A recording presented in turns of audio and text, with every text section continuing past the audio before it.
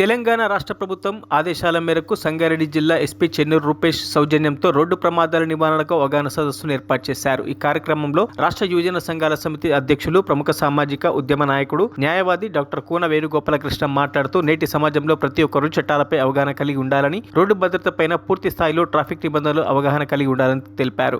964 ఏమున్నాయంటే cycle ఉన్నాయి. అక్కడ మన దగ్గర ఏమున్నాయంటే సైకిల్ పక్కకు పెట్టేసి అన్ని రకాలుగా తీసుకునేటువంటి ప్రయత్నం చేస్తున్నాం. కనుక ఎందుకు ఈ కార్యక్రమం చేస్తున్నామంటే ప్రపంచ వ్యాప్తంగా భారతదేశంలో ప్రతి సంవత్సరము 4 లక్షల మంది చనిపోతారు. 4 లక్షల నుంచి 5 లక్షల మంది చనిపోతారు.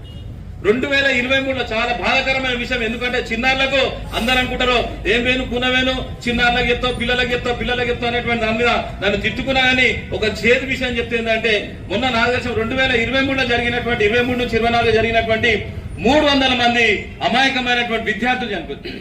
18 సంవత్సరాలు పడినటువంటి 300 మంది విద్యార్థులు చనిపోయారు.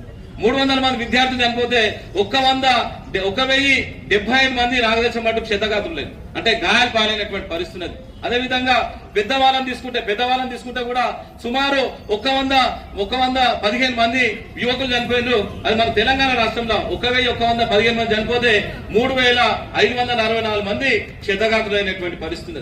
మొత్తం భారతదేశం మరిన్ని అప్డేట్స్ కోసం మా ఛానల్ ని సబ్స్క్రైబ్ చేయండి.